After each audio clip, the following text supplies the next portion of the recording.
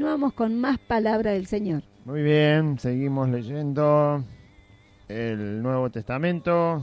Sabe que estamos leyendo todo el Nuevo Testamento, libro por libro, completo, capítulo por capítulo y versículo por versículo, hasta terminarlo, con la ayuda del Señor, por supuesto, y para el Señor. No es para otra causa, sino para que reciba gloria a Cristo y nosotros podamos ser edificados y alimentados. Estamos leyendo en el Evangelio según San Juan, capítulo 2, empezamos hoy el capítulo 2, versículo 1 hasta el 12. Hasta el 12, ¿sí? Sí, hasta el 12. Vamos a leer hoy. Y la palabra del Señor dice de esta manera. San Juan capítulo 2, verso 1 al 12. Al tercer día se hicieron unas bodas en Caná de Galilea, y estaba allí la madre de Jesús. Y fueron también invitados a las bodas Jesús y sus discípulos.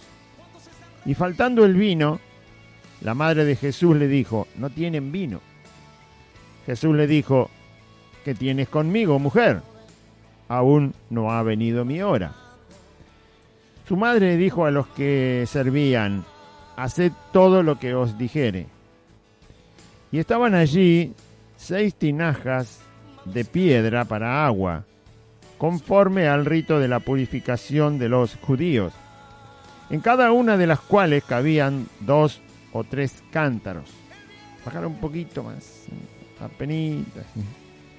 Y estaban allí, ahí está, 6 tinajas de piedra para agua, conforme al rito de la purificación de los judíos, en cada una de las cuales cabían 2 o 3 cántaros. Jesús les dijo: llenad estas tinajas de agua. Y las llenaron hasta arriba. Entonces les dijo: sacad ahora y llevadlo al maestresala. Y se lo llevaron.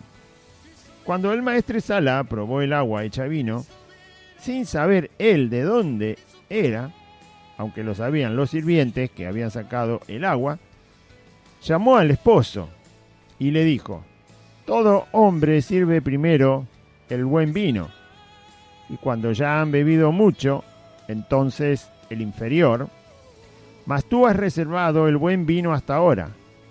Este principio de señales hizo Jesús en Caná de Galilea, y manifestó su gloria, y sus discípulos creyeron en él. Después de esto, descendieron a Capernaum, él, su madre, sus hermanos y sus discípulos, y estuvieron allí no muchos días. Muy bien. Hasta ahí el suceso de este día. Después cambia, ¿no? Sigue el capítulo 2, pero cambia de tema porque relata otra situación donde ya pasaron bastantes días, porque dice que estuvieron ahí en Capernaum no muchos días. Así que cambia el tiempo del relato. Por eso me pareció bien de tener ahí el relato. Para centrarse uno en el texto que está leyendo y no ir más allá por la necesidad de prestar atención a lo que relata el Señor acerca de su vida entre nosotros en la tierra, acerca de Dios, que es lo más importante que debemos observar siempre en la Escritura, y por supuesto la enseñanza para nuestras vidas. Nosotros no somos Dios, así que somos criaturas, pecadores, rescatados por la gracia de Dios, por la fe en Cristo, y por lo tanto debemos también aprender del Señor. Él es el Maestro, Él es el Señor, Él es Dios, Él es la verdad, Él es el camino, Él es la vida, Él es la puerta, Él es vida eterna, Él es el pan de vida. Gloria a Dios. Muy bien. Entonces, este es el tercer día, dice Juan. Juan relata el primer día, cuando Juan el Bautista señala a Jesús como el Hijo de Dios, viéndolo pasar, y como el Cordero de Dios.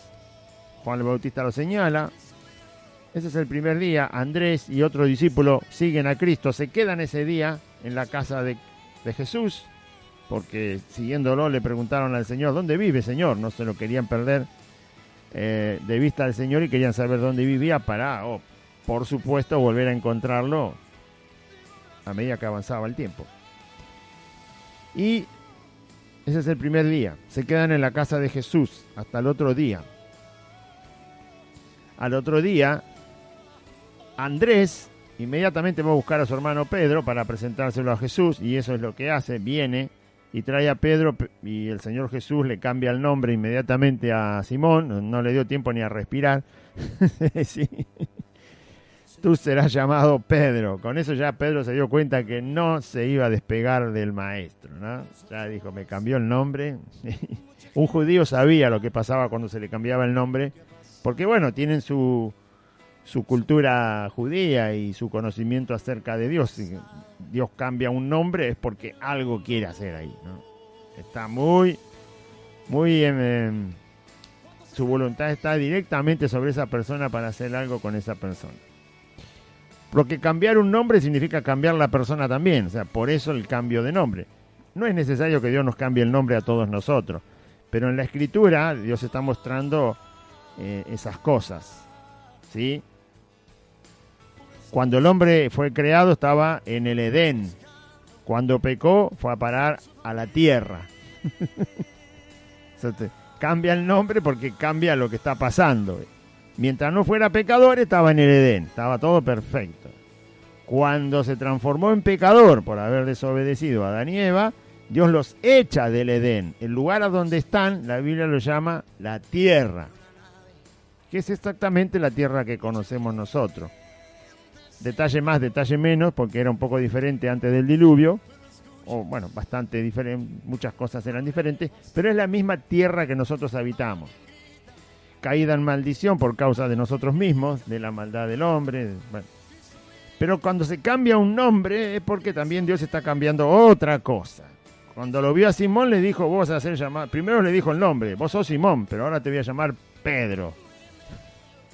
Jesús no le cambió el nombre a todos los discípulos que estuvieron con él, pero cambió algunos nombres, también puso sobrenombres a Jacobo y a Juan, porque se estaban un poco desviando de lo que era la enseñanza de Cristo, y por eso les puso el sobrenombre para que se acordaran de no desviarse. Bueno, siempre tiene Dios un porqué cuando cambia un nombre a una persona. No es necesario que lo haga con todos, porque es suficiente que nos haga entender. Le cambió el nombre a Abraham, le cambió el nombre a Sarai, que se llamaba Sarai, le puso Sara, Abraham le puso Abraham, le cambió el nombre a Jacob y le puso Israel.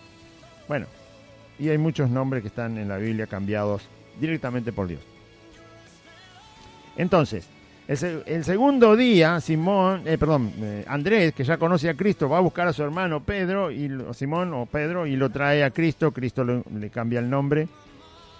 Y Felipe, Jesús ese mismo día encuentra a Felipe, camina un poco más sobre las orillas del mar de Galilea, y encuentra a Felipe y llama a Felipe para que lo siga. Felipe le sigue. Durante ese mismo día, Felipe se corre a buscar a un amigo de él, Natanael, fieles amigos entre sí, ¿no? Nobles amigos entre sí. Y Felipe está interesado en que Natanael, su amigo, también conozca a Jesús. Así que lo que hace es ir a buscarlo. Lo encuentra debajo de una higuera, lo trae a Jesús. Cuando se está acercando, Jesús se anticipa y le dice, vos sos un verdadero israelita, tu corazón no tiene engaño.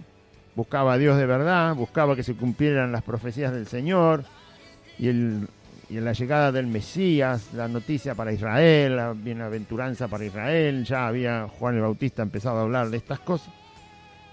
Entonces, eso es todo el segundo día. Jesús le dice, te vi cuando estabas debajo de la higuera. Natanael se sorprende, dice, ¿dónde me conoces? Y yo te vi abajo de la higuera, antes que Felipe te encuentre y te llame.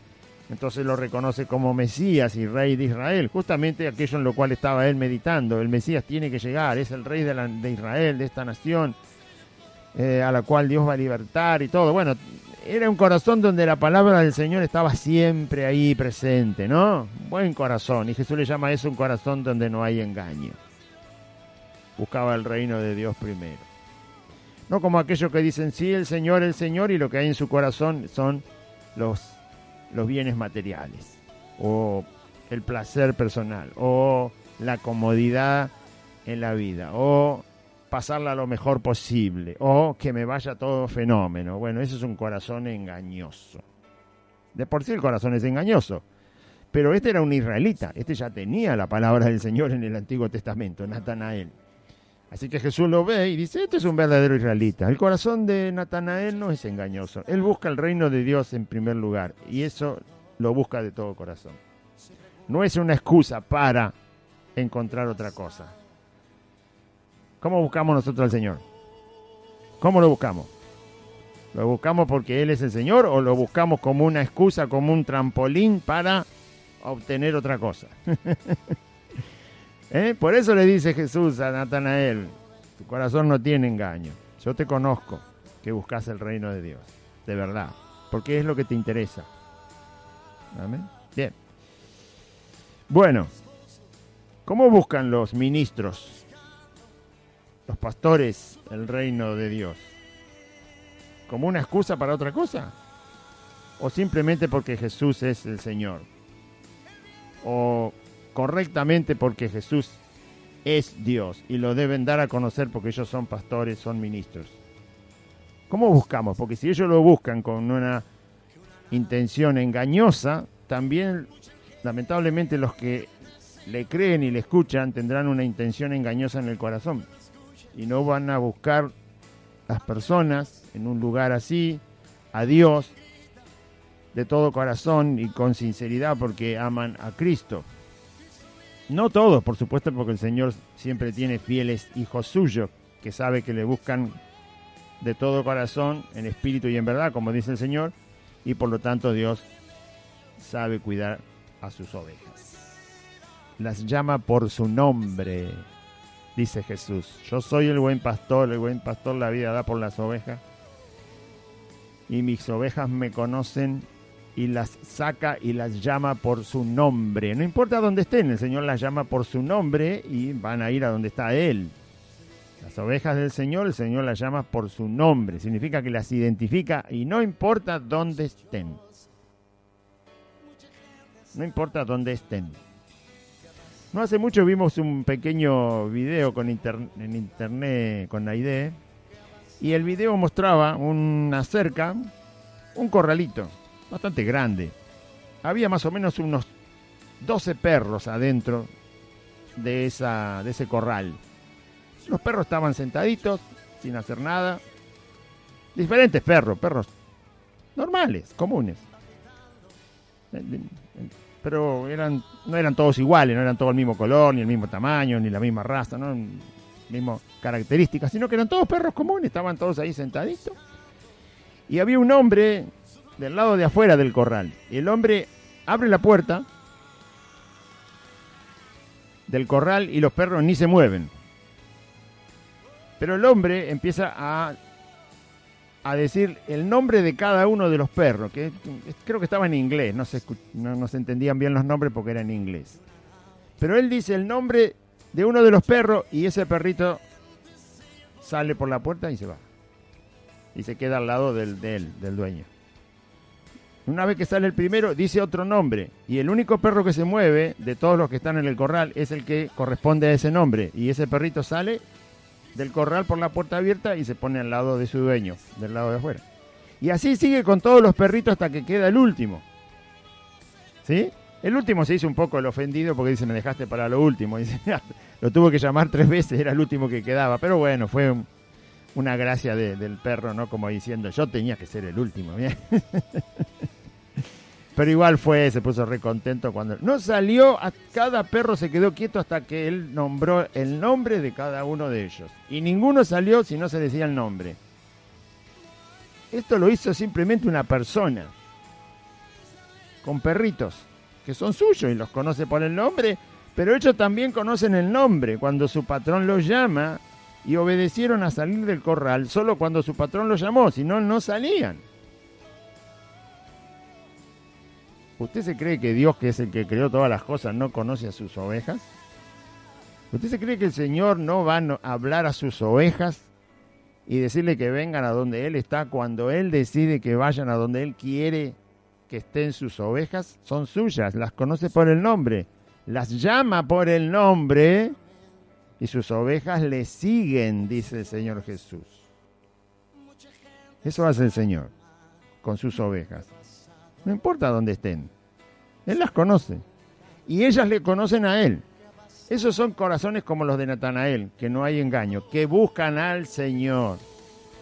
Y no buscan al Señor y a su reino simplemente como una excusa, disfrazando otra intención que hay en el corazón, donde se puede estar buscando el interés personal, el placer personal, cosas egoístas, individuales en la vida de la persona. Buscan al Señor y el Señor lo sabe, con todas sus debilidades, con todos sus defectos, con todas sus particularidades personales, pero buscan al Señor.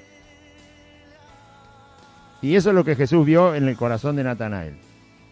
Por eso le dijo, este es un verdadero israelita, en él no hay engaño. Natanael lo identifica, por supuesto, como el Señor, como Mesías y Rey de Israel.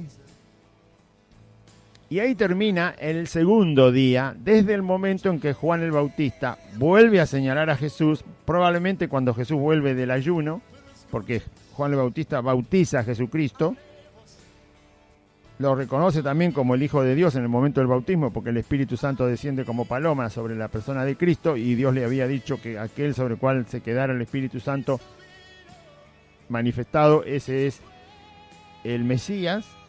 Pero inmediatamente después de eso, en otro evangelio dice que Jesús fue llevado por el Espíritu del Señor al desierto para ser tentado 40 días, y luego vuelve en el poder del Espíritu Santo Jesús del ayuno, y seguramente ahí es donde Juan el Bautista lo vuelve a ver y lo vuelve a señalar como Hijo de Dios y como el Cordero de Dios. En ese día empieza la historia que Juan cuenta, el primer día, donde Jesús ya empieza directamente a predicar el Evangelio porque vuelve del ayuno. Ahí lo encuentra Andrés, otro discípulo más.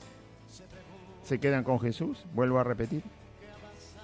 Aparece el segundo día, tanto Andrés va a buscar a Pedro, Jesús va a buscar a Felipe, Felipe inmediatamente va a buscar a Natanael, su amigo. Así que si contamos hasta los detalles que da Juan, tenemos 5 discípulos. Andrés y el otro que lo acompañó a seguir a Jesús a la casa son 2. Pedro, que lo trae a Andrés, son 3. Felipe, que lo va a buscar Jesús a la ciudad de Betsaida, son 4. Y Natanael, que es traído por Felipe para que conozca a Jesús, son 5. Este es el segundo día. Y ahora empieza el capítulo que vamos a leer. Que ya leí, ¿no? San Juan capítulo 2, verso 1 al 12. El tercer día, dice Juan, desde aquel día en que Jesús vuelve a ser señalado por el Bautista como Hijo de Dios. Vuelto, por supuesto, del ayuno. Porque Jesús no empezó a predicar hasta que no volvió del ayuno. Entonces, dice el relato que leímos, es el relato de una señal. Así dice el texto, ¿no? Esta señal hizo Jesús, el principio de señales hizo Jesús en Caná de Galilea y manifestó su gloria y sus discípulos creyeron en él. O milagro, como quiera llamarle. Por supuesto que es una señal porque es algo fuera de lo que la naturaleza da, ¿no? La naturaleza no hace que el agua se transforme en vino. No se puede. El agua es agua, el vino es vino. Y el agua de mar salada es agua de mar salada y el jugo de naranja es jugo de naranja. Y el aceite que sale de la oliva es aceite. O sea, cada sustancia que Dios ha proporcionado a la humanidad tiene su naturaleza y su característica. Si bien puede ser llevada a otro estado o químico, o con un líquido o lo que sea, pero no es cambiado así porque sí, cada uno mantiene sus características. El agua mantiene las características del agua y el vino mantiene las características del vino y el aceite mantiene las características del vino. Bien, en la ciencia no se puede hacer agua con aceite, ni tampoco con aceite, con agua no se puede hacer aceite y con aceite no se puede hacer agua. No se puede. Con el vino usted puede hacer vinagre, pero nada más porque es una segunda categoría, como el petróleo. En el petróleo se pueden hacer un montón de sustancias químicas, simplemente porque se va sacando una y después queda y se saca la otra y queda, pero todo viene del mismo producto, que es el petróleo. ¿Sí? Bien, o la leche de vaca. En la leche se puede hacer yogur, se puede hacer manteca, se puede hacer crema de leche, se puede hacer queso, se puede hacer yogur, se pueden hacer subproductos, pero todo viene de un producto que no cambió, que es simplemente se va elaborando para hacer otra cosa. Del agua no se puede hacer más que agua, porque el agua, para que sea gaseosa, hay que mezclarla con jugo, con edulcorante, con gas, pero no se puede hacer otra cosa con el agua que no sea agua. Lo otro ya es una mezcla. Bueno, ¿qué es lo primero que salta a la vista del pasaje? Lo primero que surge es que Cristo, que es presentado como Dios por el capítulo anterior, presentado como Dios, como Señor, como Creador de todas las cosas fueron por Él creadas, por Jesucristo, no tiene principio, no tiene fin, está desde siempre, es el iniciador de todas las cosas, es el soberano, es el que da vida, el que da conciencia de la vida al hombre, conciencia de Dios, conciencia de su persona, del mundo. Él es el Rey de Reyes, el Señor de los Señores, es el que está presentando Juan como el que tiene todo el poder en sí mismo y puede hacer obviamente lo que quiere. Ahora Cristo encuentra a los primeros discípulos que van a estar con Él, y lo que nos muestra Juan es la primer señal que Jesús hace, que no es demandada. Ahora va a ver que vamos a leer el capítulo, y si usted se acuerda de Cristo en todo el resto de los evangelios y sabe las señales que Jesús... ¿Cuáles son las señales que más se recuerdan que Cristo hizo? Las señales que más se recuerdan que Cristo hizo fueron las sanidades. Sanaba a los enfermos, echaba fuera a los demonios, libertaba a los oprimidos, resucitaba a los muertos. Todas esas cosas que yo nombré recién tienen que ver con Dios, con Cristo, o haciendo una señal o un milagro o una sanidad, como usted lo quiera recordar mejor, sobre la vida de seres humanos. Esas señales fueron sobre los seres humanos. Después hizo otras señales Jesús. Caminó arriba del agua del mar, reprendió al viento y se cayó, se calmó, se cayó la boca, porque el Señor le dijo, calla, enmudece. Reprendió al mar, el mar se calmó, ¿no? Multiplicó panes y peces, es decir, que la obra la hizo sobre panes y peces que le habían traído, pocos panes y pocos peces. Y alguna otra que quizás se me esté olvidando, pero eso fueron señales sobre las cosas inanimadas, el pan, el pez, que obviamente ya no tenía vida, el agua del mar, el viento. Bueno, pero las señales que más se recuerdan de la vida de Cristo en la tierra son las señales, y justamente eso es un poco el tema que voy a tratar de que se pueda ver en el pasaje. Por las palabras que Jesús dice, las mayores señales que se recuerdan de Cristo, y obviamente la obra en la cruz, tiene que ver con el ser humano. Sanó seres humanos, perdonó pecados a seres humanos, resucitó seres humanos fallecidos, libertó de los demonios a los seres humanos, volvió a su sentido cabal y a su razón a seres humanos muy endemoniados, muy oprimidos. Todas fueron las mayores señales que se comentan de la vida de Jesús y que se muestran en los 4 evangelios, y aún más adelante en el Nuevo Testamento, son señales sobre los seres humanos. Esta señal que vamos a leer no está hecha sobre un ser humano. Es simplemente agua transformada en vino. Jesús hizo una señal sobre un elemento de la naturaleza, no sobre un ser humano. No le perdonó pecados, porque acá el asunto no era perdonar pecados. No le va a perdonar pecados al agua, ¿no? Más vale. Ni al vino tampoco. Así que no se lo ve a Jesús perdonando pecados. No se lo ve a Jesús en esta señal sanando una enfermedad. No está levantando un paralítico, no está dando vista a un ciego, no está sanando un leproso, No está Jesús resucitando un muerto, no está liberando de demonios, nada. La señal que está haciendo es sobre un elemento de la naturaleza. Y hay otra particularidad en la señal que Jesús muestra en este pasaje. Porque Él dice algo sobre lo que está ocurriendo, ¿no? Y a mí me tiene que dejar alguna enseñanza. Yo observo el pasaje, usted también puede leerlo. Léalo, San Juan capítulo 2, verso 1 al 12. Es el tercer día en la vida de Cristo cuando empieza a predicar el Evangelio después de venir del ayuno. Entonces, yo tengo que aprender del Señor, no Él de mí. Yo tengo que aprender de Él. Jesús todavía no había hecho ninguna señal de milagros en las enfermedades de las personas, no había resucitado a ningún muerto todavía, no había liberado a nadie de demonios, no había hecho nada de eso. Nada sobre ningún humano, nada sobre ningún hombre, sobre ninguna mujer, nada, todavía no había hecho nada. Pero aparece esta historia. Y usted dirá, ¿por qué hago tanto hincapié? Porque Jesús hace hincapié sobre el problema. Porque el texto hace hincapié sobre ese asunto. Esto no quiere decir que Jesús haya hecho algo malo, porque si no hubiera pecado. No quiere decir que haya hecho algo fuera de la voluntad de su Padre, porque Jesús dijo que todas las obras que Él hacía eran las obras que el Padre le mandó a hacer, eran las obras del Padre, eran las obras que evidenciaban que Dios es soberano sobre todo lo que ha creado. Él decide, Él determina y Él tiene su voluntad sobre todo lo creado, ya sea que tenga vida o que no tenga vida. Y que por supuesto Jesús siempre fue obediente al Padre,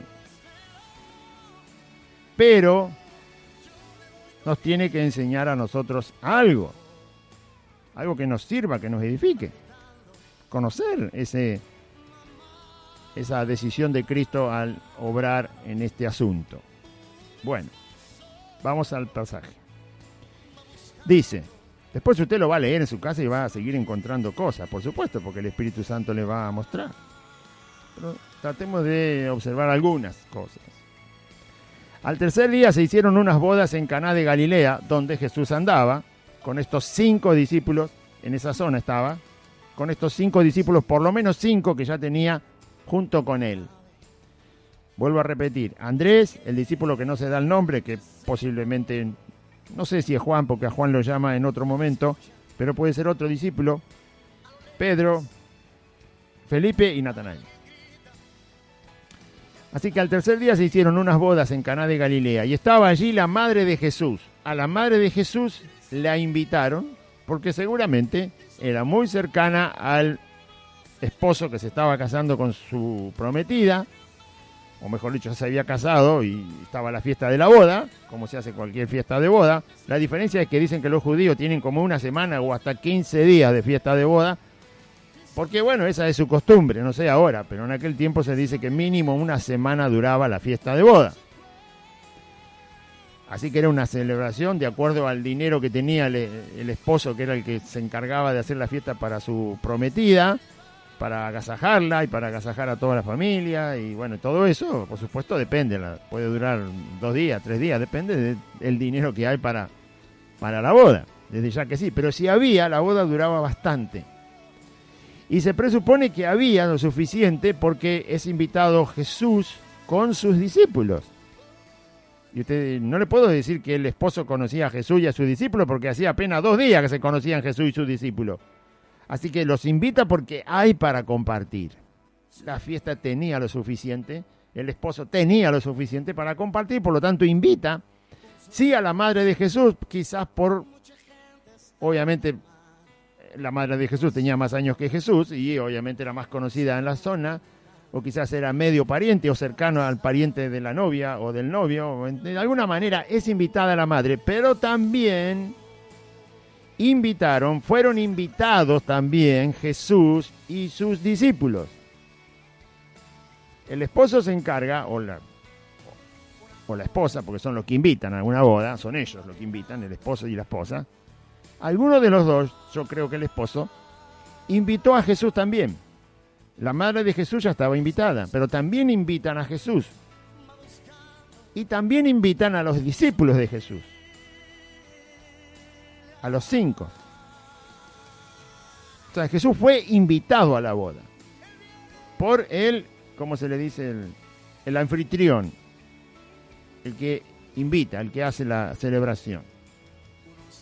Así que hay que tener este detalle en cuenta, porque él fue invitado no por su mamá. No fue María la que le dijo, Jesús, venite con los discípulos, está todo bien, acá yo conozco la familia, no hay problema. No, porque aparte ni siquiera hoy se hace eso, es una falta de respeto a los novios que se están casando. No, a nadie se le ocurre traer un invitado, como se dice, colado, porque yo conozco a la familia. No, si no te invitan, no vas. ¿No? Bueno, siempre es así. Entonces Jesús fue invitado directamente por el esposo, más que seguro. Y también es invitado los discípulos de Jesús. O sea que son invitados directos. No es que vienen porque vienen de infiltrados. O sea que él era parte de los invitados de esa boda. No estaba al margen, como alguien que, bueno, por casualidad apareciste, te vimos ahí en la vereda, vení. No. Fue invitado a propósito a esa boda. No fue llevado por su madre María, ni tampoco porque fuera casualidad que andaba por ahí, sino que fue invitado directamente. Muy bien. Y los discípulos también. Entonces, fueron también invitados a las bodas Jesús y sus discípulos. Y faltando el vino, por eso le dije que las fiestas duraban, según el dinero que había, pero duraban más de un día. Y si podían duraba 7 días, y si podían duraba 15 días la fiesta de boda. Así que era una fiesta que seguía y seguía y seguía. Bueno, alguien calculó mal el vino, o quisieron celebrar más de la cuenta y el vino se terminó. No sé, el asunto es que el vino se terminó. Uno de los ingredientes más necesarios, en Israel el agua escasea, no hoy, pero en aquella época escaseaba mucho y se usaba muchísimo más para otras cosas. Así que no se podía tomar agua todo el tiempo. La bebida que se usaba era para comer, se usaba el vino. No había gaseosas en esa época, o era agua o era vino. Y como el agua era muy necesaria para otras cosas y escaseaba, entonces se usaba particularmente el vino para la fiesta. Así que era un ingrediente necesario y resulta que el vino falta. Faltando el vino, la madre de Jesús le dijo a Jesús, no tienen vino. Bueno, es lógico saber que si la fiesta tenía que seguir y no había vino, la fiesta se arruinaba. Pero hay un detalle que mucha gente se olvida. Y es que el vino se podía ir a comprar.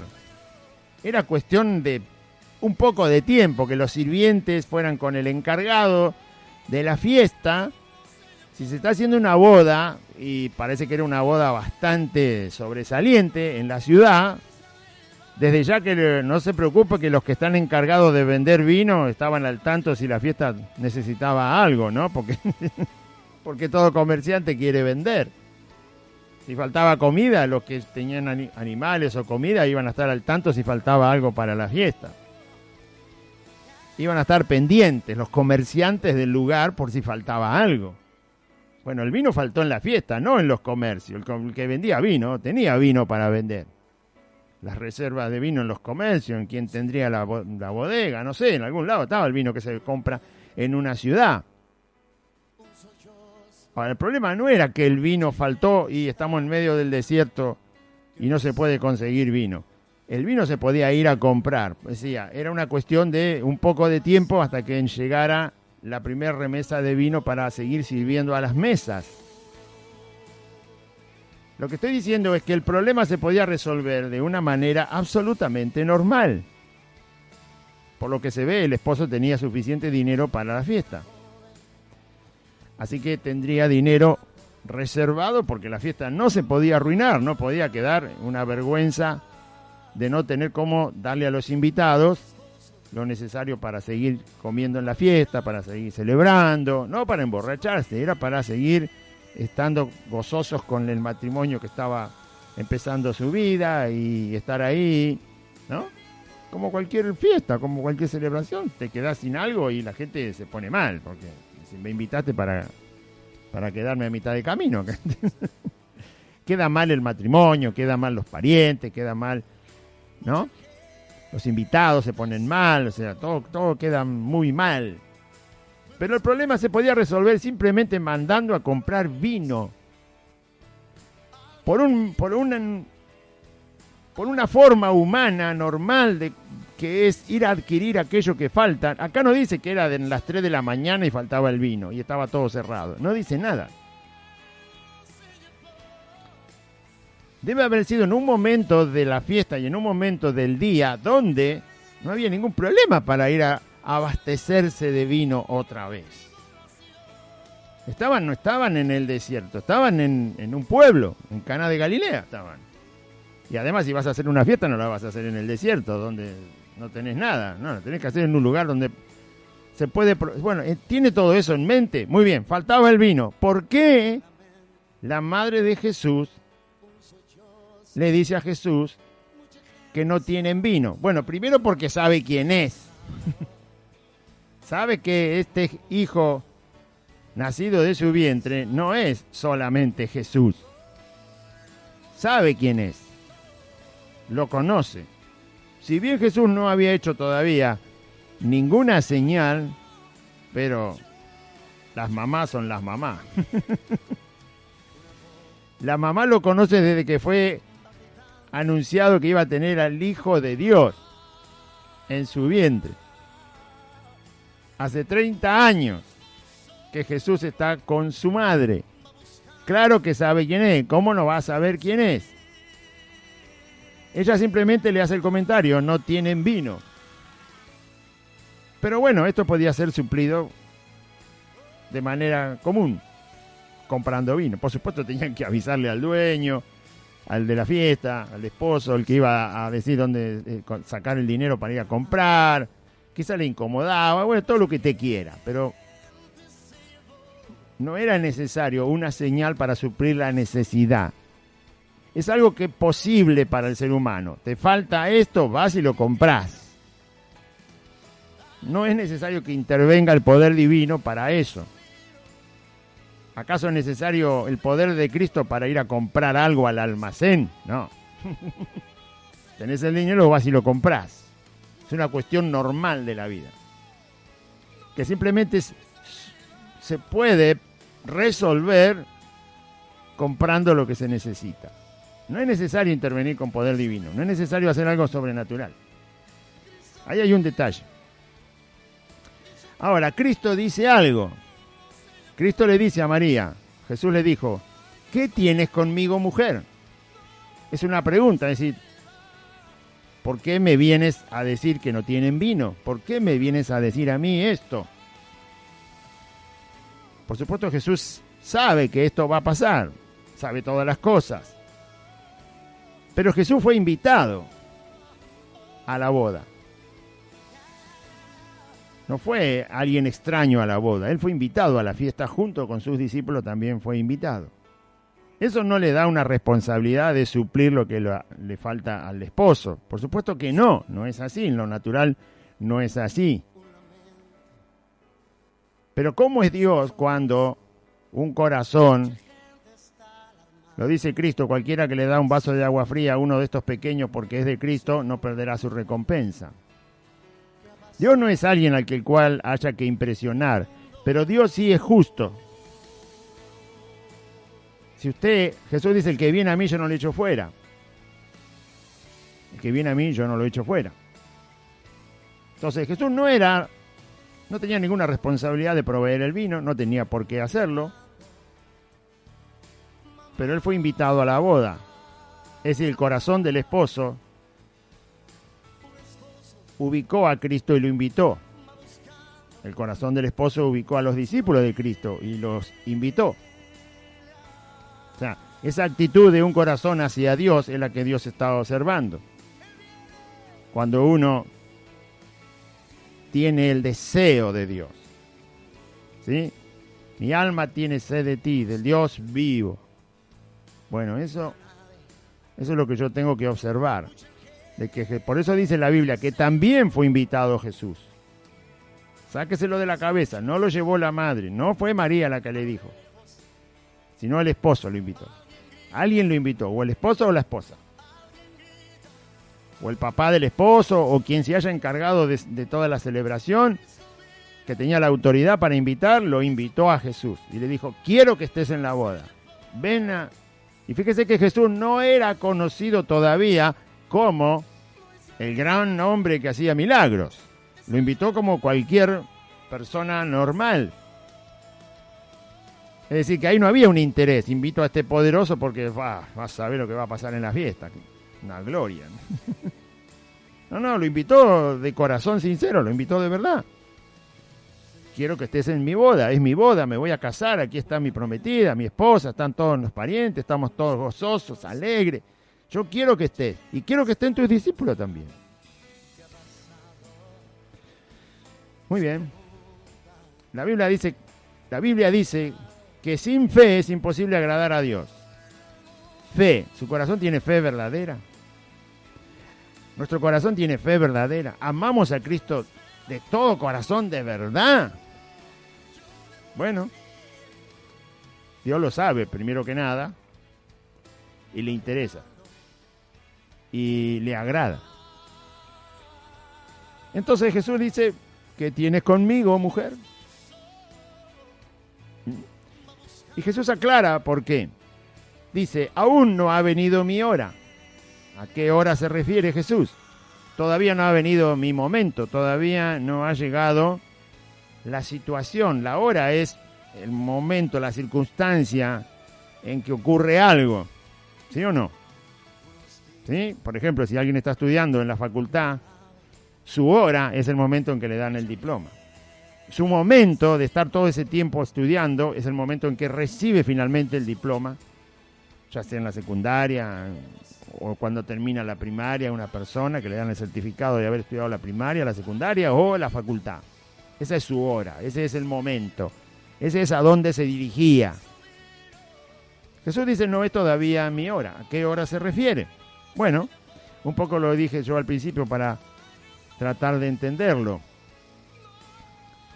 Primero que Jesús vino a salvar a los pecadores. Y esto no tiene nada que ver con salvar a los pecadores. Transformar el agua en vino no tiene nada que ver con salvar a los pecadores. La obra para salvar a los pecadores fue en la cruz.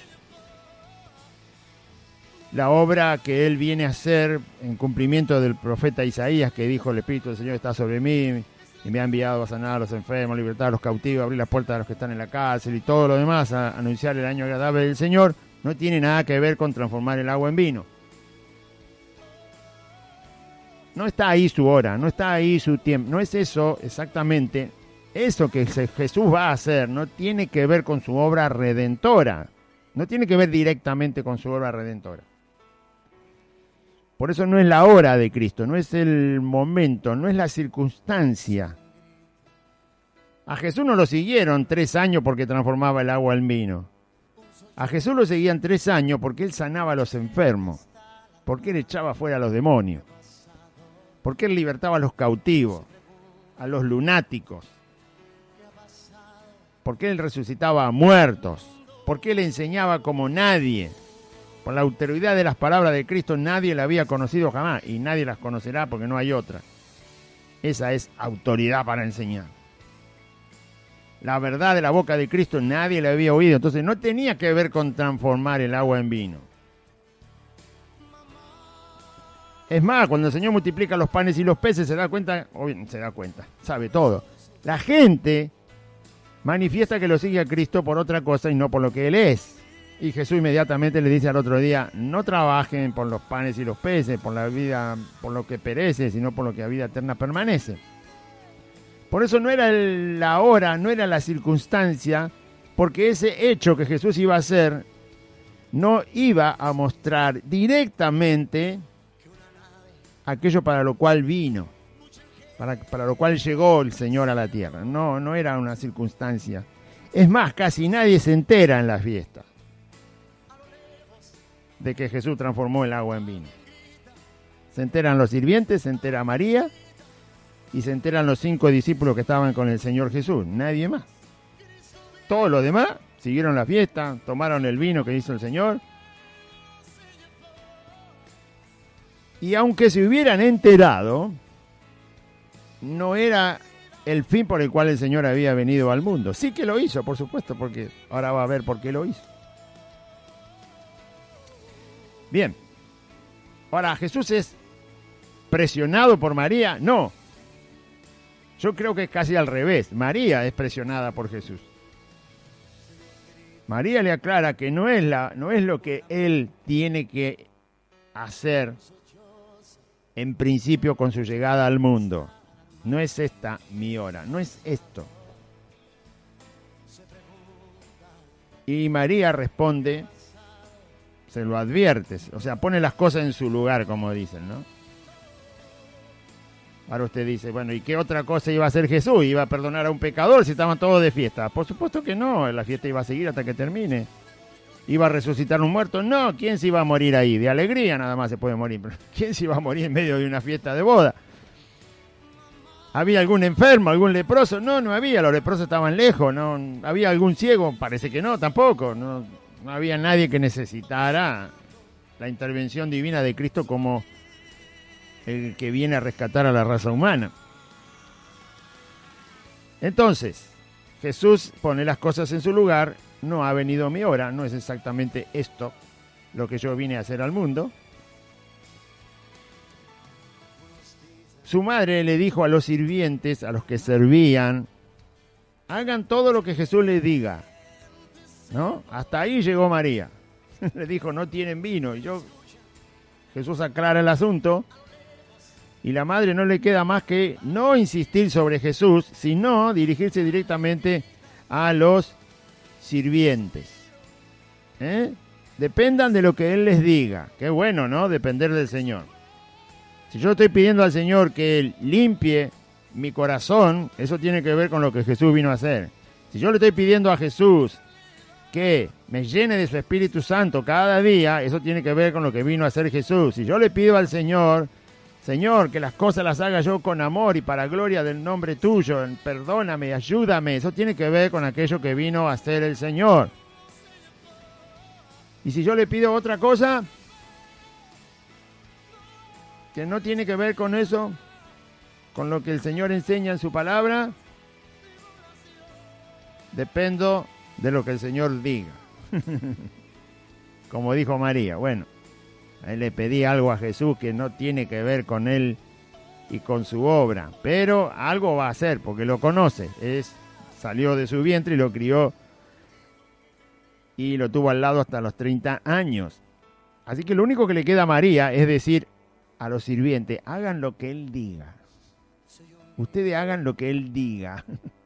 Y esa es una buena actitud cuando yo estoy pidiendo algo que no es necesariamente con la nueva criatura que Dios ha hecho en nosotros, ¿no? Señor, arranca la mentira de mis labios. Señor, arranca el orgullo de mi vida. Saca la altivez, la soberbia. Saca, Señor, el interés. Saca todo lo que no te agrada. Señor, eso no quiero. Quítalo de mi vida, lo que me hace perder el tiempo, la vanidad del mundo, lo que no me permite crecer en tu camino. Saca todo lo que es ruin, lo que no sirve. Busco, Señor, lo que dice tu palabra. Enséñame a buscarlo, enséñame a pedirlo, que el Espíritu Santo me ayude en mi debilidad. Buscar esas cosas que Jesús dijo, el reino de Dios y su justicia. ¿Qué tiene que ver transformar el agua en vino con el reino de Dios y su justicia? ¿Qué tiene que ver? Nada tiene que ver. ¿Qué tiene que ver que yo quiero un par de zapatillas de 10.000 pesos de las mejores? ¿Qué tiene que ver eso con el reino de Dios y su justicia? ¿Qué tiene que ver? Nada. Pero lo quiere pedir, entonces dependa de lo que Jesús decida. ¿Quiere pedir la zapatilla de 10.000 pesos? Bueno, pídala. Pero ¿sabe qué? Dependa de lo que Jesús diga. No se haga muchas ilusiones en su vida. ¿Quiere una casa el doble de grande de la que tiene? Bueno, ¿qué tiene que ver eso con el reino de Dios y su justicia? ¿Qué tiene que ver con las cosas de arriba que no perecen? Porque la casa perece. Pídala. Pero ¿sabe qué?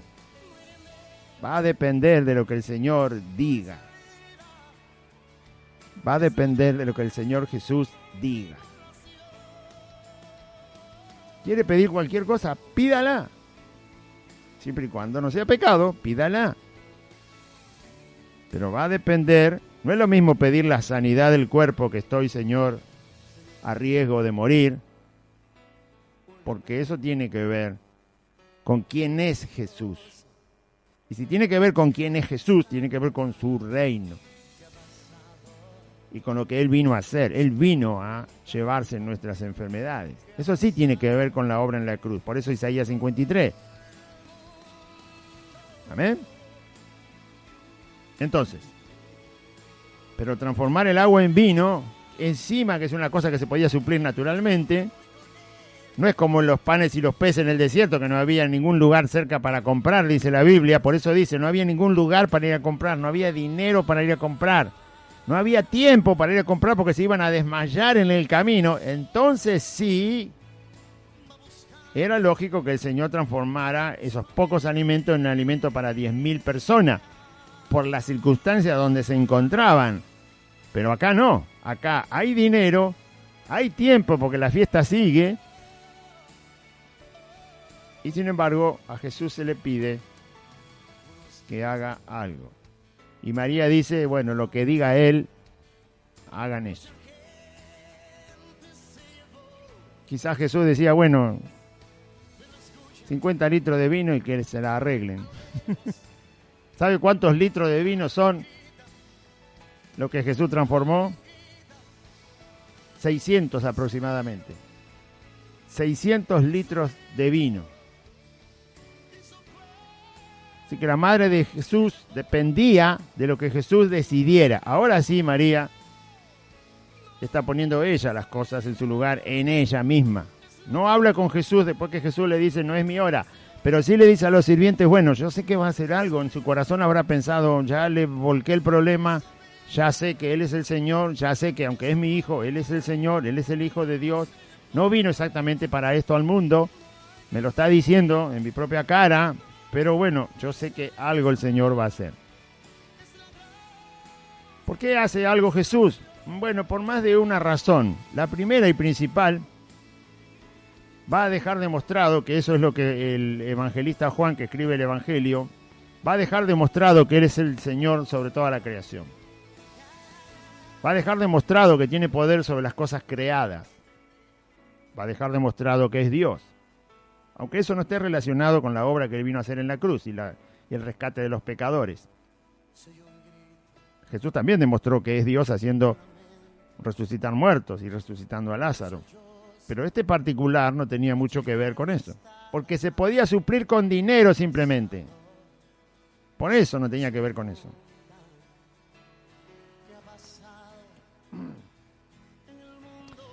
Entonces, y su madre dijo, hagan lo que Él diga. Lo que Él diga, háganlo. Ella no aseguró nada, solamente dejó todo en las manos de Cristo. Por eso, si quiere la zapatilla de 10.000 pesos, si quiere una casa el doble de grande de la que tiene, si quiere un trabajo de gerente de un banco, porque es un empleado y nada más, pero si eso no tiene que ver exactamente con aquello que Jesús vino a hacer en la cruz para nosotros, solo depende de Cristo. Lo que Cristo diga, eso se hará. No hacerse demasiadas ilusiones cuando uno pide algo así. Porque si uno se quiere comprar una zapatilla de 10.000 pesos, trabaje más, va a tener más plata y se va a comprar la zapatilla de 10.000 pesos. Y si quiere una casa el doble de grande de la que tiene, trabaje más, ahorre más y se va a comprar la casa el doble de grande de lo que tiene. Entonces, por un método normal y humano que Dios ha puesto en nuestro alcance, si se puede suplir por eso, entonces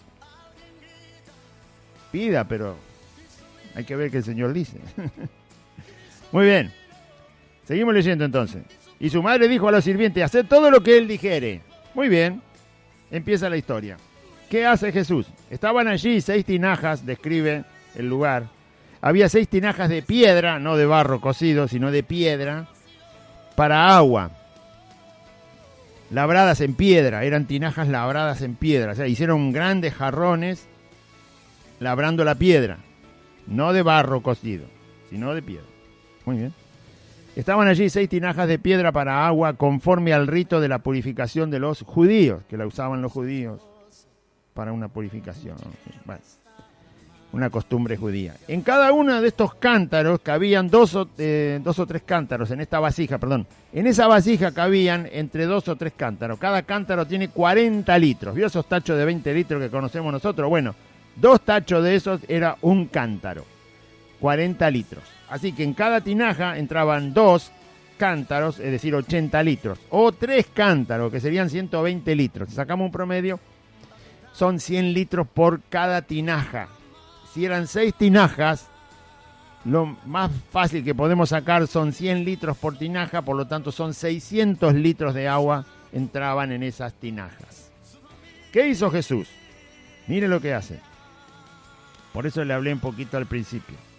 Y Jesús le dijo, llenen esas tinajas de agua. Y las llenaron hasta arriba. 600 litros de agua. Yo no sé de dónde traían el agua, pero aunque la tuvieran ahí nomás el agua y tenían que traerla con algo más pequeño que esos 40 litros, el tiempo que tardaron en llenar las tinajas de agua, quizás era el mismo tiempo que tardaban en ir a un comercio y comprar vino. ¿Ve por qué le hice la introducción? Esto se podía resolver simplemente yendo al comercio y comprar vino y volver a la fiesta. Ellos tardaron, el tiempo que tardaron, no dice cuánto, pero 600 litros de agua, hasta con un bombeador tenés que esperar que se llene. Hasta con una bombita de agua, a menos que sea una superbomba, tenés que esperar que se llene. En los métodos antiguos, por supuesto, más todavía. Estaban todas vacías, había que llenarlas de agua y las llenaron hasta arriba. Así que 600 litros de agua tuvieron que mover de un lugar al otro para llenar las tinajas. Muy bien, habrán tardado media hora, no sé. También tardarían media hora en ir al negocio y comprar vino. Bueno, llenaron las tinajas, dice, hasta arriba, bien llenitas. ¿No? Los sirvientes no sabían de qué estaba hablando Jesús, pero ellos hicieron lo que Jesús les dijo: llenen las tinajas de agua, y trajeron el agua y llenaron las tinajas. Quizá cada sirviente se había encargado de llenar una tinaja, de traer 100 litros, o habría 2 sirvientes o 3 sirvientes, no sé, pero ellos se encargaron de llenar las tinajas con agua hasta arriba, hasta el borde de la tinaja la llenaron. No sabemos si era de boca ancha, de boca fina, el asunto es que ahí entraban 100 litros de agua y llenaron las tinajas de agua. Muy bien, cuando se llenaron las tinajas de agua, ahora va a ver por qué Jesús obviamente accede a transformar el agua en vino. Si él estuviera haciendo algo en contra de la voluntad de su Padre, no lo hubiera hecho. Si él estuviera haciendo algo que termina en un pecado, no lo hubiera hecho. Si Jesús está haciendo algo injusto, no lo hubiera hecho, porque la Biblia dice que el amor no hace nada injusto, ¿no? Bien. No hace nada indebido, dice. Y si Cristo es amor, por supuesto no hacía nada indebido. No hay que pensar que acá había algo que Jesús no quería hacer y lo termina haciendo, desobedeciendo al Padre o haciendo el antojo de una mujer o de unos hombres en una fiesta. No ese es el caso, porque si no Jesús no lo hubiera hecho directamente. Yo tengo que conocer la voluntad del Señor. Porque si yo le pido algo, después tengo que saber por qué no llega. ¿Por qué no lo hace el Señor? Porque si no, no lo conozco. ¿Cómo voy a torcer la mano de Cristo? Es imposible. Y menos para hacer algo que es indebido. No lo va a hacer. Muy bien. Le dijo, llenen eso hasta arriba con agua. Y lo llenaron. Entonces les dijo, saquen ahora de la tinaja. Cuando terminó de llenarla, inmediatamente el Señor no esperó ni un segundo. Le dijo, ahora que están llenos, saquen con un jarro o con una jarra con la que sirven las mesas y llévenselo al maestresala, al que está encargado de servir las mesas, al jefe de los mozos. Llévenselo al maestresala. Y se lo llevaron. Vamos a decir algo acá, antes que el agua se transformó en vino inmediatamente cuando Jesús dijo esas palabras. Saquen ahora con una jarra y llévensela al encargado de las mesas, que seguramente era alguien contratado, alguien que se encarga bueno, como se llama hoy en día, ¿no? Con el catering, con lo que te traen para una fiesta, con todo lo que te traen. Y es el que se encarga de las mesas. No conoce al esposo. porque habla con el esposo maravillado de lo que ha pasado. Pero es el que se encarga de las mesas. Ahora, Jesús transforma el agua en vino. ¿Qué demuestra eso? Bueno, primero, demuestra que Jesús, así como lo define Juan en el primer capítulo, es el Señor. Es el que creó todas las cosas. El único que puede transformar una cosa en otra cosa, ¿sí?, en otra cosa totalmente distinta, no intervenir en algo, ¿no? Porque el hombre saca las piedras de la montaña y las pone en el fuego y saca hierro. No está transformando una piedra en hierro, el hierro está ahí adentro, pero él lo tiene que tomar en sus manos, ponerle fuego, temperatura, un proceso y el otro. Entonces el hombre con procesos hace de los elementos que tiene, los moldea, digamos, los modifica para generar algo. Del petróleo saca el plástico, el nylon, el telgopor, porque hace un proceso químico, porque moldea lo que tiene en la mano y va sacando subproductos de las cosas que tiene en la mano. Pero el agua es un elemento de la naturaleza. Y lo que termina siendo Jesús es vino, que proviene de otra cosa que hay en la naturaleza, que son las uvas. Entonces Jesús demuestra que es Dios soberano sobre las cosas. Las cosas en las manos de Dios pueden ser modificadas rompiendo las leyes de la naturaleza que Dios les puso. Dios le puso al agua una ley para que sea agua, sea donde esté, adentro de nuestro cuerpo, en un río, en una jarra, en un aljibe, en un tanque de agua. El agua sigue siendo agua y no va a dejar de ser agua, porque Dios le puso una ley natural al agua para que cumpla su función de agua. Y Jesús la transforma en otra cosa, la transforma en el producto de la uva. La transforma en el producto de la vid, en algo que se obtiene por prensar la uva. Es una sustancia diferente al agua. Es diferente, es distinta. El agua no tiene azúcar, no tiene alcohol, y el vino tiene azúcares y tiene alcohol. ¿De dónde salió el alcohol y de dónde salieron esos azúcares? Si el agua no tiene ni azúcares ni tiene alcohol y otros productos químicos que yo no me acuerdo. El agua no lo tiene. ¿De dónde salió? Porque el vino sí tiene eso. ¿De dónde sale? También tiene sales el vino. Sales naturales, de diferentes categorías de sales. Tiene alcohol. Tiene azúcares en su composición. No es que le echan azúcar. Azúcar es de la naturaleza química del producto de la vid, que vienen con la fruta. Usted cuando se come uva no siente que es dulce. Y bueno, entonces tiene azúcares. Y después el vino también tiene lo mismo si es uva prensada y fermentada.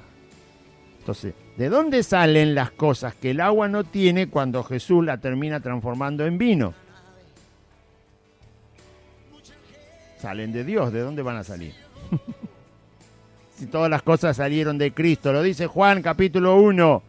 El mundo fue hecho por Él. Todo fue creado por Él. Sin Él nada de lo creado fue creado.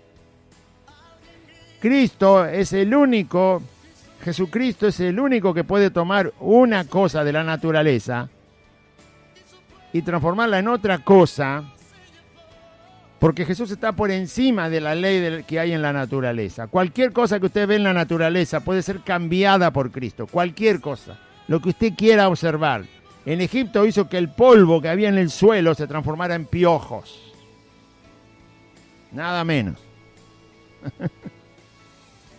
Que la vara que tenía Moisés se transformara en una serpiente. Y hecha serpiente la volvió a transformar en vara. Así que Dios hacía lo que quería. Con un pedazo de madera hizo una serpiente, con la serpiente volvió a hacer un pedazo de madera. Ese poder solo lo tiene Dios. Ese poder solo lo tiene Dios. Así que de un riñón enfermo, Dios puede hacer un riñón sano. De un faltante en el cuerpo de un ser humano, Dios puede poner lo que falta. Porque al agua le puso azúcar, le puso alcohol, le puso sales, le puso color. ¿De dónde salió el color del vino si el agua no tiene color? ¿De dónde salió? No lo hizo con uvas. ¿De dónde lo sacó? ¿Cómo hizo Jesús para agregar todo eso al agua?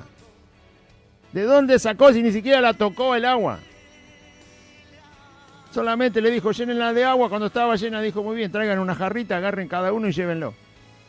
Ni la tocó, ni le sopló al agua, nada, nada. Estaba ahí observando al Señor que hicieran lo que Él decía. ¿Fueron los sirvientes los que transformaron el agua en vino? No. ¿Fueron las tinajas? No. Hicieron de piedra. Fue Cristo el que transformó una cosa en otra. Jesús hace la señal y obviamente queda a las claras que es el Señor de todas las cosas.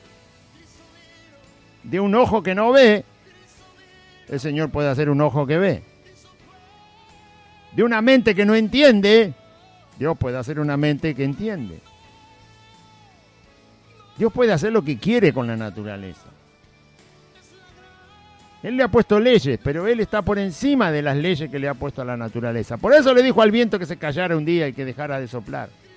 Porque Él le puso una ley y el viento estaba obedeciendo la ley que Dios puso en la naturaleza, pero el Señor quiso que se frenara y lo frenó. O sea, pasó por encima las propias leyes que Él le puso a la naturaleza para hacer eso. Dios toma lo que quiere y hace lo que quiere. Con todo lo que Él ha creado, puede hacer lo que quiere. Puso tantas tinieblas en Egipto antes de la última plaga que ni siquiera la luz podía encenderse. Hizo que las tinieblas fueran tan potentes que la luz, que es lo único que disipa la tiniebla, la luz no podía encenderse, no podía iluminar. La encendían pero no iluminaba nada. Era todo negro. Esa fue la plaga número 9. Cuando Dios toma algo en sus manos, de lo que sea que hay en lo creado, Él hace lo que quiere, porque Él es el Señor de esa naturaleza. Así que algo dejó en claro Jesús aquí. Él es el Señor que ha creado las cosas. Él creó el agua y Él creó la vid de donde viene el vino. Así que tomó una cosa creada por Él, el agua, y la transforma en otra cosa creada por Él, el vino, que es el producto de la vid. Él hace lo que quiere, con todo lo que ha creado. Eso quedó bien claro. Segunda cosa que uno puede ver en el pasaje, es que Jesús accede, y está bien que lo haga,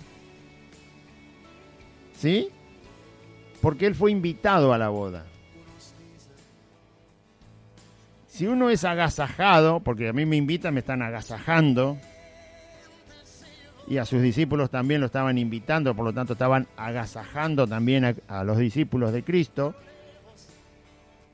e inclusive si quiere su madre había sido invitada antes que Él, y también fue agasajada por ser invitada a la boda. Si uno es agasajado y tiene la posibilidad de la resolución de un problema, no puede hacerse el distraído. Sería algo, ahí sí sería algo indebido.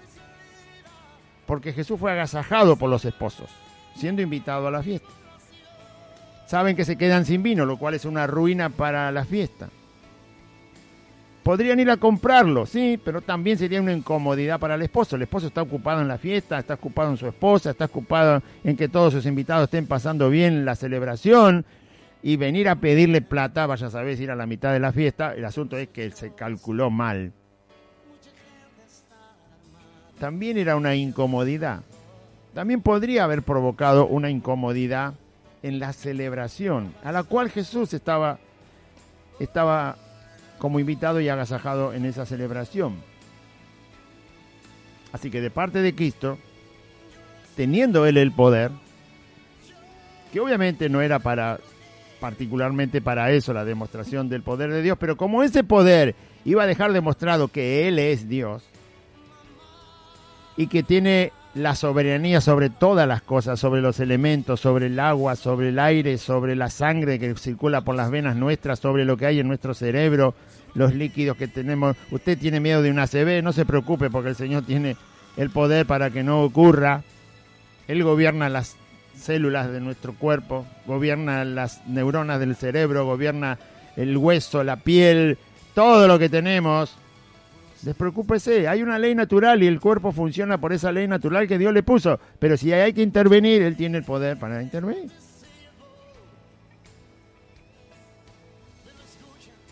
Ahí está demostrado que Jesús es soberano. De un elemento hace otro elemento. Lo hace como Él quiere. Y otra cosa que uno ve es que Jesús corresponde al agasajo que hay sobre su persona. Él sabe que es Señor, obviamente. Sabe que tiene el poder para transformar agua en vino. Sabe que si lo hace le va a evitar un problema a esa persona que tanto lo consideró y lo invitó a su boda. Por lo tanto, Jesús no hizo nada injusto. No hizo nada que a las claras podría ser un berrinche de Cristo por tener el poder de Dios. No, todo lo contrario. Lo hizo de la manera que dejó demostrado y a las claras que es el Señor. No fue un milagro de sanidad, no fue un milagro de resurrección, no fue un milagro sobre un leproso, endemoniado, lo que sea. Pero sí fue algo que demostró lo que Juan trata de demostrar en el Evangelio. Jesús es Dios. Y hace como Él quiere. Y gobierna la naturaleza como Él quiere. La que usted ve con los ojos y la que tenemos adentro del cuerpo. Que también es naturaleza. Por eso podemos confiar tranquilamente en Él. Por eso Jesús dice, si por error, por circunstancias bebes algo mortífero, no te hagas problema porque no te hará daño. ¿Quién puede transformar el veneno en algo inocuo que no tiene efecto? ¿Quién puede transformar el veneno que quizás por error comemos o bebemos o algo que nos pueda contagiar como esta mentira del virus? ¿Quién puede transformar algo mortal en algo que no tiene peligro para el cuerpo? ¿Quién puede hacerlo? Y Jesús. Es el único. ¿No? Y después me hablan de la sanidad interior. Ay, porque tu abuelito no te regalaba peluche. Ay, por favor. Sanidad interior necesitas porque vos te criaste mal. Tu abuelito no te acariciaba, tu abuelita no te daba besitos y tu papá estaba todo el día fuera de tu casa y que esto y que el otro. Eso tiene que ver con otras cosas, pero no tiene que ver con que Jesús no pueda llegar a un corazón y hacer la obra que quiere. La obra que quiere. ¿Cómo no lo va a hacer? Cristo es la vida. Si la vida está dentro del corazón, ya está. Las cosas viejas pasaron. Todas son hechas nuevas. Las cosas que son hechas ahora tienen que ver con quién está ahí adentro, que es la vida.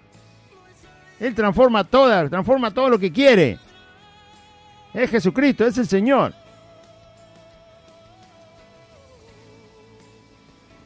Bien, cuando el maestresala probó el agua, le llevaron con la jarra, cuando el maestresala probó el agua hecha vino, sin saber él de dónde era eso que traían, aunque lo sabían los sirvientes que habían sacado el agua, los sirvientes sabían de dónde sacaron el agua, de donde ellos mismos habían puesto el agua. Ellos vieron, yo llené esta tinaja con 100 litros de agua y mi compañero llenó estas dos con 200 y el otro otra vez otros 200. Nosotros sabemos, pusimos agua, ahora sacamos la jarra y resulta que tiene vino. Nosotros mismos la llenamos de agua y resulta que este hombre nos dice, llévenlo, y ahora es la jarra que sacamos, hay vino, no hay agua. Ellos sabían de dónde habían sacado esa jarra, que ahora tenía vino y no tenía agua. Entonces el maestresala llama al esposo y le dice, esto es donde uno puede relacionar que Jesús fue invitado por el esposo y Jesús hace esta provisión porque lo han agasajado por invitarlo. No digo que está presionado por estar agasajado, yo estoy explicando la situación. No estaba presionado Jesús para transformar el agua en vino, pero el corazón de Dios es así. Cuando uno ama de verdad a Dios, Dios va a responder a ese amor genuino, como lo dice Natanael. Justamente Natanael está antes de esto. Este corazón no tiene engaño, así que yo lo fui a buscar. Yo sé que no hay engaño en ese corazón, que busca a Dios de verdad. Dios responde a esas cosas, porque al altivo lo mira de lejos. Dice, bueno, al altivo, hey, voy a esperar que vengas y te arrepientas, que dejes tu orgullo al costado, si no estamos lejos, muchachos, dice Dios, con el altivo. Pero al humilde se inclina al Señor. Se inclina quiere decir que va ahí porque eso es lo que le agrada. Así que Cristo corresponde. Ahora Él hace esto y quien queda bien en la fiesta es el esposo. Porque de alguna manera el esposo también hizo quedar bien a Cristo, invitándolo aún con sus propios discípulos. Esta correspondencia genuina de corazón hacia Dios hace que Dios corresponda. Lo dicen en el Antiguo Testamento, lo dicen en todos lados. Los que le buscan de veras, dicen, en espíritu y en verdad hay que buscar a Dios, en espíritu y en verdad hay que servirlo, en espíritu y en verdad hay que alabarlo. Muy bien, a ese espíritu, en espíritu y en verdad, donde hay fe verdadera, Dios se agrada. Es decir, el milagro está mostrando a Dios. Eso es lo que estoy tratando de explicarle. No es un milagro antojadizo. Es un milagro donde Jesús está mostrando quién es Dios. Cómo es Dios. Aun cuando el milagro no tenía que ver directamente con la obra redentora de Cristo. Con salvar a los pecadores.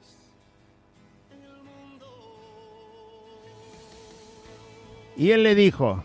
Todo hombre, al esposo le dijo el maestresala, todo hombre sirve primero el buen vino y después cuando ya han bebido mucho, entonces le da el vino de menos categoría. Pues claro, porque ya su paladar se acostumbró tanto al buen vino que ya no les molesta el vino de menor sabor, de menor calidad. Eso es una trampa que yo no conocía, porque como yo no soy el que no sirve mesas en la fiesta, no sabía nada de esto, pero bueno. Parece que todavía se debe seguir haciendo. Y se supone que sí, los hombres deben hacer eso. Lo mejor lo sirven al principio y después, bueno, cuando ya están cansados de tomar, le da cualquier cosa. Entonces después sirve de inferior calidad. Mas tú has reservado el buen vino hasta ahora. Es decir, que el vino era excelente. Y este era un maestresala, su trabajo era.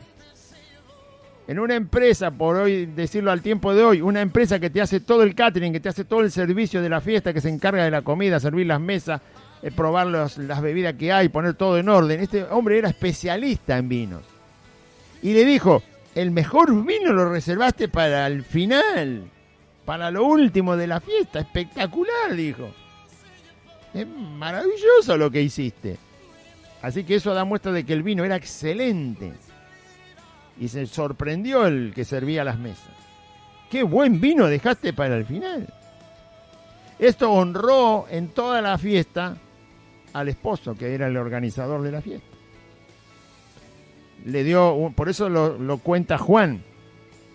Y termina diciendo, este principio de señales hizo Jesús. Este principio de señales, después Jesús hizo muchas señales, pero este fue el principio de sus señales porque era el tercer día que Juan el Bautista lo señala a Jesús cuando vuelve del ayuno y dice, ese es el Hijo de Dios, ese es el Cordero de Dios que quita el pecado del mundo, síganlo a él. Jesús encuentra a 5 discípulos en el segundo día y el tercer día Jesús está en esta fiesta de boda. Así que no había hecho ninguna otra señal. Esta fue la primera. Este principio de señales hizo Jesús en Caná de Galilea y manifestó su gloria, mostró quién es Jesús. Y sus discípulos creyeron en él. Estos 5 discípulos que tuvieron la suerte de estar ese día ahí, vieron, se imaginan que los discípulos estaban ahí al lado de Jesús cuando lo llamaron para arreglar el problema del vino, ¿no? Dijeron, esta no nos perdemos, ¿qué va a hacer Jesús? ¿A dónde va? A lo mejor se movió 2 metros, no importa. Pero estos 5 discípulos estaban con Jesús en la mesa y a los 2 metros que se movió Jesús, ellos estaban ahí a los 2 metros. Lo siguieron y vieron. Los discípulos, María y los sirvientes, vieron que Jesús hizo llenar eso con agua y esa agua terminó siendo vino. Bueno. ¿Quién puede transformar una cosa en otra? Solo Cristo. Solo Cristo tiene ese poder. Él va más allá de las leyes que le ha puesto Él mismo a la naturaleza. Él las puede modificar. Él puede usar lo que quiere y hacer lo que quiere. Es Señor, es Dios. No se asuste, no tenga temor. Dios puede hacer lo que quiera. Yo me acuerdo de un testimonio, pero no lo voy a contar hoy. Quizá otro día lo contemos. Un hombre que quedó en medio de una balacera, en medio de 80 tiros de bala, en una cabina de una camioneta. Su compañero al lado de él murió. 80 balas entraron donde él estaba. 80 balas en una cabina de una camioneta. Ni un rasguño tenía este hombre. Un hombre que se congregaba con nosotros cuando empezamos el camino. Dios puede hacer lo que quiera. Si una bala es de plomo, Dios la transforma en una bala de aire. Si la carne es carne y puede ser lastimada por el plomo de una bala, Dios hace que no le haga nada. Dios hace lo que quiere. Hace lo que quiere. ¿Cómo no te va a sanar? ¿Cómo no te va a cuidar? ¿Cómo no te va a ir a buscar cuando cierre los ojos en este mundo? ¿Cómo no va a hacer cualquier cosa? Él tiene todo el poder. ¿Y cómo no va a corresponder cuando uno tiene un corazón que ama de verdad a Cristo y busca su reino de verdad y tiene fe verdadera? Sí que va a responder. Falta que usted tenga el desafío en sus manos y lo lleve adelante. Dios está dispuesto. El asunto es si hay fe y si se cree que Jesús es lo que Él dice que es y se lo honra creyéndole que es Dios. Muy bien. Así que sus discípulos vieron esta manifestación. No se nombra a María, dice, y los discípulos creyeron en él. María también estaba ahí. Pero María es la mamá. ¿Cómo no lo va a conocer? María es la única persona de la cual nunca se dice que dudó de Cristo. Nunca. No hay ni un relato en la Biblia donde se diga que María, la madre de Jesús, haya dudado de él. Sí, sus hermanos dudaron de él. Los otros que nacieron del vientre de María después de Jesús. Pero no hay ni un pasaje, yo no leo ninguno, donde se diga que María dudó de quién era Jesús cuando estuvo en la tierra. Y por lógica, era la que lo tuvo en el vientre, la que lo vio crecer. No se sabe si... No creo que Jesús haya hecho milagros antes de este día, porque no lo dice la Biblia, así que yo no lo voy a decir. María no lo había visto hacer cosas milagrosas, ni poderosas, aunque lo tuvo 30 años con ella. Pero era una persona absolutamente distinta. Y como madre que era, se dio cuenta quién era ese hombre. No era solamente el que nació de su vientre. Era el Hijo de Dios, porque se lo había dicho el ángel que le avisó. Y así lo creyó. Y así vivió. No por eso la estoy poniendo como la Virgen María que creen los católicos. No, porque ella tuvo hijos, fue como cualquier pecador, necesitó arrepentirse y aceptar a Cristo y vivir por la gracia de Dios como una pecadora salvada y nada más. Pero es un pequeño detalle, porque Juan acá dice, y los discípulos creyeron en él. Claro, los discípulos no eran la mamá de Jesús, ¿me vale? Los discípulos hacían de apenas 2 días que lo habían encontrado a Jesús. Y vieron esta señal, y los discípulos ya creyeron en él. Por supuesto, ¿cómo no van a creer?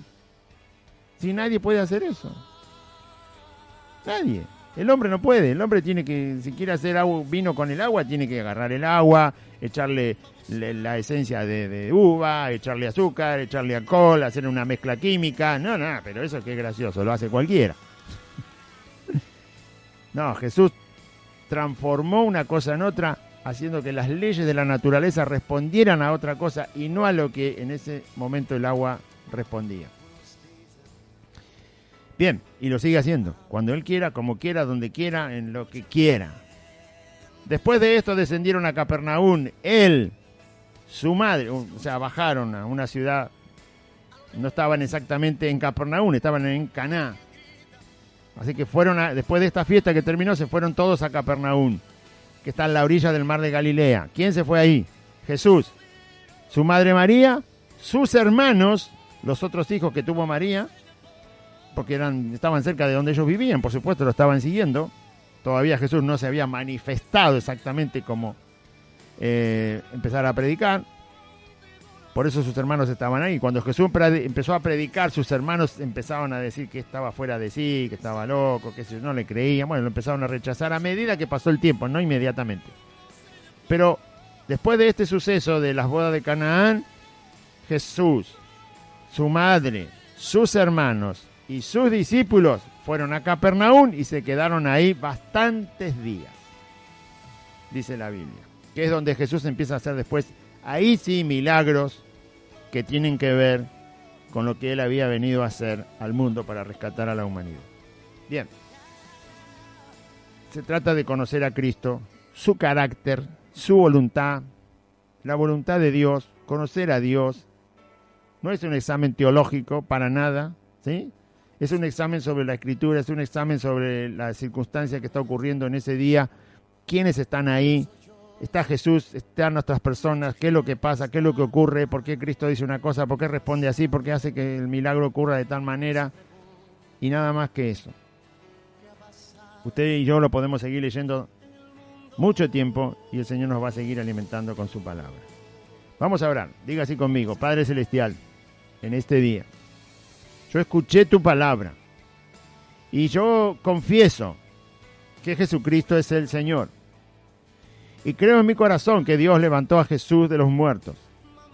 Señor Jesús, te pido perdón por todos mis pecados. Voy a ti pidiéndote perdón por toda mi maldad.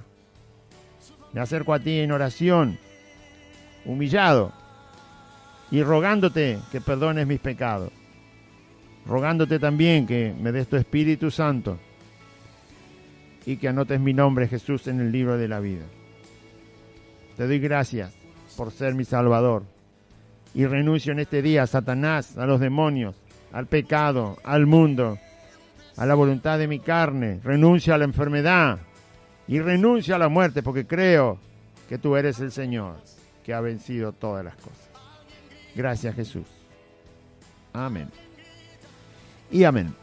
Muy bien, audiencia, recuerde, le invitamos, estamos congregados, no se interrumpen las reuniones para nada, no se han interrumpido nunca, ni tampoco por la pandemia, ni por la cuarentena, ni por nada. El Señor manda a reunirse y estamos reunidos, así que le invitamos a todos los que quieran congregarse, reunirse. Estamos aquí 3 días a la semana, quizás se agreguen más días o más horario, pero estamos por ahora el jueves, el sábado y el domingo a las 4 de la tarde. Le invitamos. La dirección es calle Santa Fe, 2540 es el número. Estamos entre la calle Solané y La Prida, a 8 cuadras de la barrera que está en la estación de Merlo, donde está el andén. Hay una barrera, esa barrera es el lugar donde empieza la calle Solanet. Hay que seguir derecho por Solanet 8 cuadras. Cuando vea el cartel, porque todas las esquinas tienen cartel con la indicación de las calles, cuando encuentre la calle Santa Fe, dobla a la izquierda, calle de asfalto, la cuarta casa es Santa Fe 2540.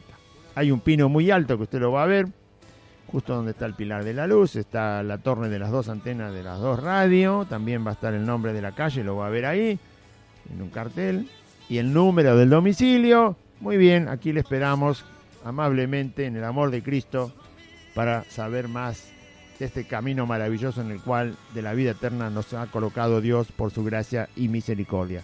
Sin merecerlo, Dios lo ha hecho y le estamos eternamente agradecidos y por supuesto alabaremos su nombre por siempre. Al Padre, al Hijo y al Espíritu Santo.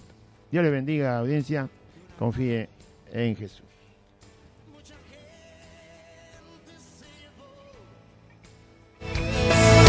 Me lo escucha a lo lejos. Alguien grita, alguien grita.